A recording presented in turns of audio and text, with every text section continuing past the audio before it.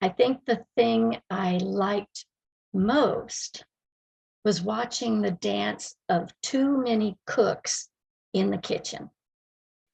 Everyone started out in a big jumble. They're bumping into each other, and it's just a chaos. And then something magical happened. All of a sudden, there was this blending of movement. It's like everyone was in sync. My sister-in-law, stepped away from the oven, well, the stove, just as my brother was ready to open the oven to check on the bird. And our neighbor was busy fixing the potatoes, and my mother was putting the finishing touches on the vegetables. And then it's like just the right bowls and utensils magically appeared. And before I knew it, dinner was on the table. You may be wondering where I was in all this. I was on the outskirts because I had appetizers and dessert because I don't really cook. But the best part was all the kidding around and laughter that came from this small kitchen. You could just feel the love and how much everyone was enjoying being together. I kind of feel like I witnessed the action behind a Norman Rockwell picture. I mean, wouldn't it be wonderful if our lives were always like a Norman Rockwell picture? Everyone's smiling and enjoying even the simplest things. I think we have it in our power to get pretty close to that in our daily life. It's all about how we choose to see the world and how we choose to be in it. I had this aha moment the other day walking around the lake. I've been walking at this lake for exercise for the past year, but I didn't really see the area. It was just a nice place outside to walk. So I've never really liked Florida. So when I found myself living here again, I was not a happy camper. The last time I lived here, I was thinking, great, I'm done. I don't have to come back except to visit. And then I found myself here again, and I couldn't get beyond that. I was focused on what I didn't like, how hot it is, how flat it is, and pretty much how I wasn't supposed to be living here again. It took me a while, but I finally realized how miserable this was making me. So I decided to find little things about my living situation to be grateful for. Now, behind the house here, there's a pond, and it is full of birds and turtles. And I love turtles, so I just thought I focused on how much I'm enjoying watching them, and I'm so grateful that I have this wonderful view. I didn't consciously try to change my mind about Florida. I was just feeling grateful and enjoying what was right out my back window. And then one day I'm walking around the lake, and all of a sudden, I just see how beautiful everything is. And I'm so thankful I get to live where I have such a great place to walk. I could actually see what's good in Florida. It totally surprised me to have these feelings because I was pretty invested in not liking Florida. And I think it was happening all along, but there was just that flash of awareness to see that beauty and realize I had shifted. And it just started with that small choice to be grateful for one area in my life. It made such a difference. Eckhart Tolle said, acknowledging the good that you already have in your life is the foundation for all abundance.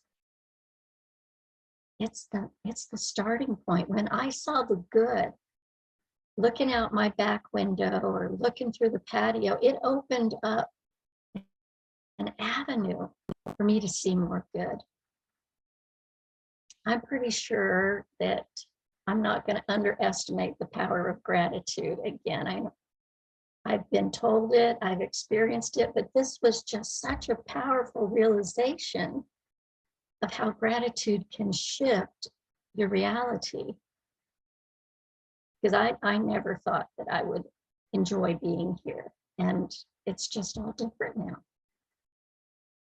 There were two quotes that I found that really, when put together, they explained that power of gratitude. The first quote is from Neale Donald Walsch, and he says, "Gratitude in advance is the most powerful creative force in the universe." And the second quote is from Wallace Wattles.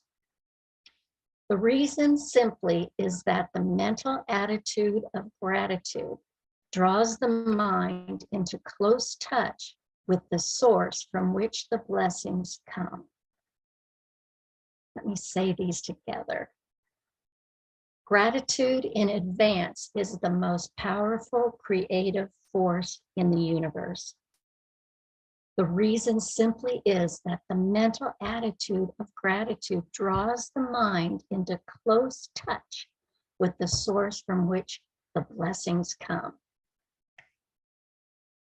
When we get into that place of gratitude, we're in that expression of love. And God, as love, responds to love. So we're just opening up to creating such a magnificent life. And we do this every day for ourselves when we touch into that gratitude. And I know that we're all grateful for our individual blessings, all the good that's in our lives. But to me, I love it, and it seems incomplete. I really believe Spirit has put this longing within us to be a blessing to others, to make a difference in our communities and in the world. And it's like, how do we do this? As we start with gratitude, we see things better, but I think we have to take it a step further. We need to ask ourselves, what is mine to do? What is Spirit wanting to express through me? And to get a bigger feeling, just what lights me up? What is it that excites me? Because that's going to lead me, it'll lead us to our gift and what we have to offer. Now, Ernest Holmes says, "We exist in limitless opportunities, which are forever seeking expression through us." It's up to us to explore the possibilities and decide what's ours to do. That our inner wisdom, that Spirit that lives within us, that is who we are, it's there waiting for us to ask, what is mine to do? What is my gift to give? And when we get clarity, then it's time to go ahead and take action. Follow that inner guidance and take action. We will never be let down. We will always be inspired and led to that perfect next step, especially when we tap into that wisdom with a gratitude and a knowing that that wisdom is available to us. I used to be afraid to make a choice. I was always afraid that I would get it wrong and be stuck with that choice. And it took me a long time to let that go and to realize and understand that I can always make another choice. And I really think that God, Spirit, our inner knowing, doesn't have only one gift for each of us to give. We're going to get to ask ourselves many times, what is mine to do? What does Spirit want to express through me right now? This is part of our growth process. And each time we answer that question and take action, we get to see how Spirit responds and supports us. We get to see how good shows up in miraculous ways. And every time we step into gratitude and we give thanks in advance for the perfect unfolding, there's this peace and calm, and we know that we're going to manifest the highest and greatest good for all concerned. We just get into that space, and life just seems to get better and better. And I think there's a peace that comes with sharing our gifts, and that's being comfortable with giving freely, giving without any expectations or asking for anything in return. When I was growing up, it all seemed to be a quid pro quo type of world. Everything seemed to have a price. If I was receiving, I would feel obligated to give something back. And as a giver, I just kind of learned to expect something, and I'd be disappointed if I didn't get something in return. So I wasn't really into the giving. It just didn't feel right. And I realized that it's because it wasn't really giving. This was living with this mindset of a transaction. Always something back and forth, nothing just coming out and giving freely. And what I find is that when we give without attaching any conditions or expectations, it sets us free. It sets the receiver and the giver free to enjoy the gift, to grow from the giving. And if the gift is actually in the giving. I think we can all think of a time when we've done something for someone. You know, we haven't wanted anything in return. We just wanted to give. And didn't it feel good when they let you? Someone just said thank you, or they just let you do it. I used to always decline help. I would say, no, I've got this. And then one day I realized, I thought about it, I go, gosh, you know, I always feel so good when I get to do something for someone. I get to give without expecting anything back. And I realized I was not allowing the other person to have that same good feeling. And that's when I just looked at it from a different point of view. I stepped out of that, finally stepped out of that quid pro quo way of thinking and just let someone give.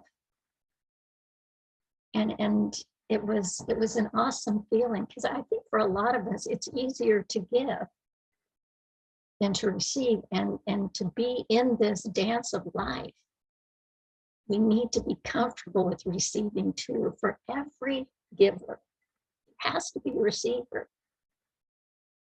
And a grateful receiver is like the best gift back to the giver.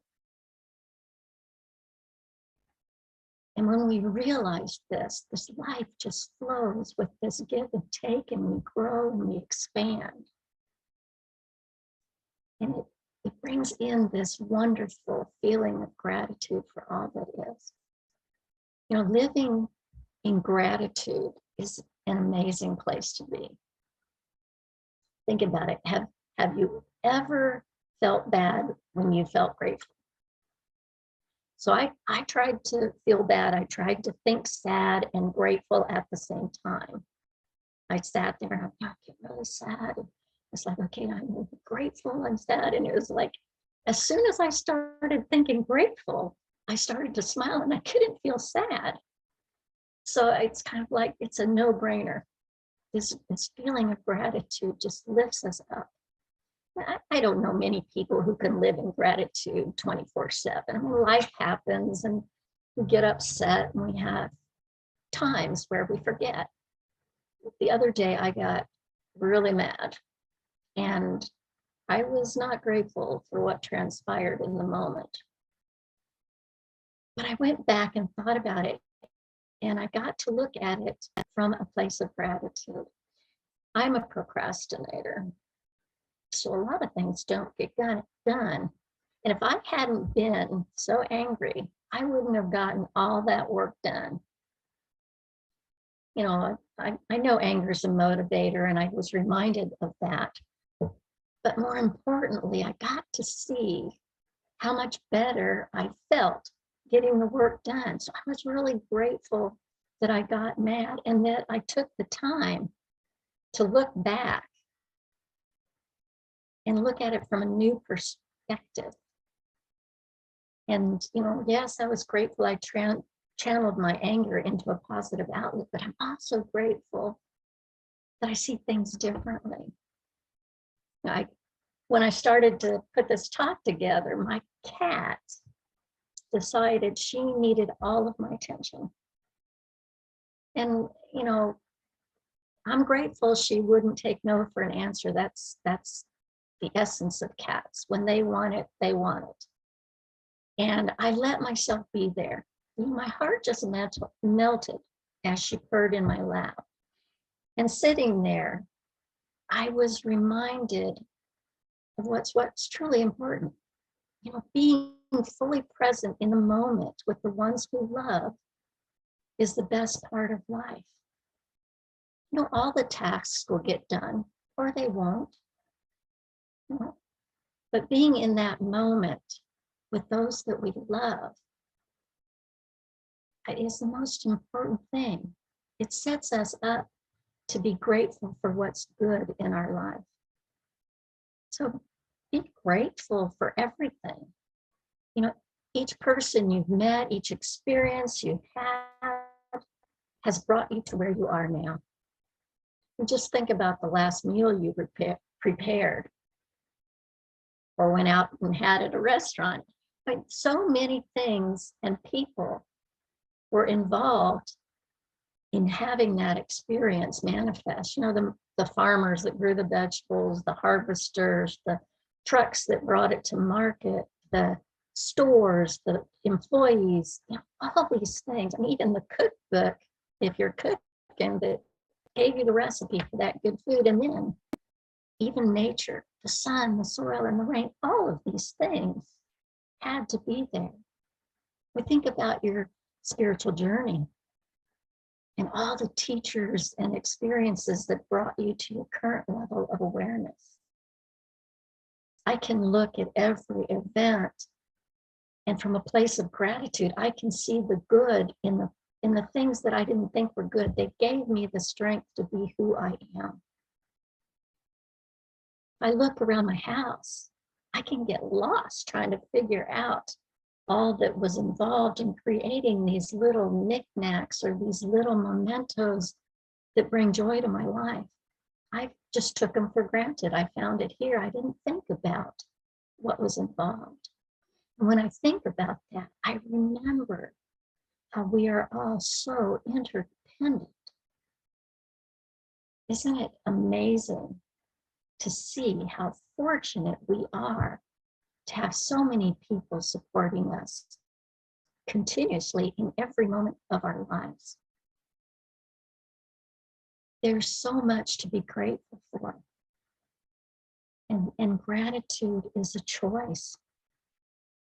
You know, the more we practice unconditional gratitude in the moment or after the fact, better our lives become. The more we grow, the more joyful we feel.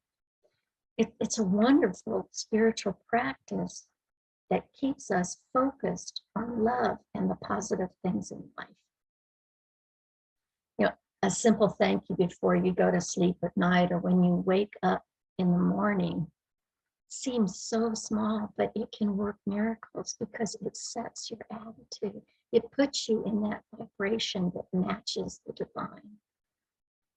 We've all heard about the gratitude journal and writing down 5 things every night that you're grateful for. And I think that's a great practice. And what I found is when I did it, it became rote. So I changed it up. And I encourage you to maybe try this. Take 1 or 2 of those gratitudes, those things that you're grateful for, and expand it. Think about why you're grateful for that person, that activity, that experience. And maybe relive it in your mind. The main thing is to capture that feeling.